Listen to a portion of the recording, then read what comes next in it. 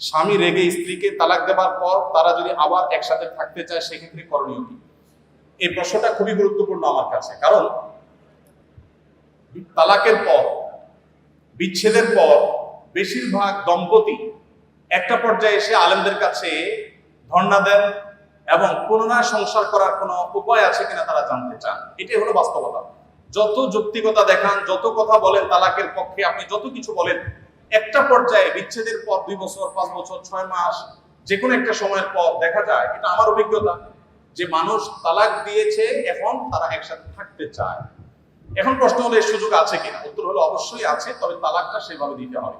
আমাদের বাংলাদেশে বিশেষ করে তালাক দেওয়ার ক্ষেত্রে যে একটা বাজে প্র্যাকটিস, সেটা হলো তালাক দেওয়ার ক্ষেত্রে এমন ভাবে তালাক দেওয়া হয় যে পুনরায় ফিরিয়ে নেওয়ার মতো সুযোগ রাখা হয় না। অর্থাৎ আপনি যদি 3 বার তালাক দিয়ে থাকেন, 3টা তালাক দিয়ে ফেলেছেন, তাহলে আপনার আর একসাথে থাকার সুযোগ নেই।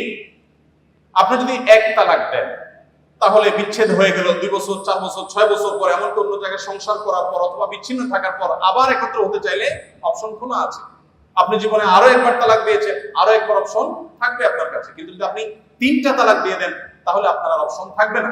এই জন্য অনুগ্রহ করে স্বামী স্ত্রীর মধ্যে কখনো যদি কলহ হয়, ভুল বুঝাবুঝি হয়, আল্লাহর ওয়াস্তে কথা কথা তালাক মুখে উচ্চারণ করবেন না। এটা খুব ঠান্ডা মাথায় পরামর্শ করে তারপর সিদ্ধান্ত নেবেন। এবং দিতে হলে সর্বোচ্চ 1 তালাক। একটা তালাক যদি দেন, তাহলে বিচ্ছেদ ঠিকই হয়ে যাবে, কিন্তু আবার ফিরে আসার অপশন থাকবে। সাধারণত আমাদের যখন মাথা গরম হয়, তখন আমরা চিন্তা করি 3টা কেন, একসাথে 3000 তালাক দিয়ে দেয়।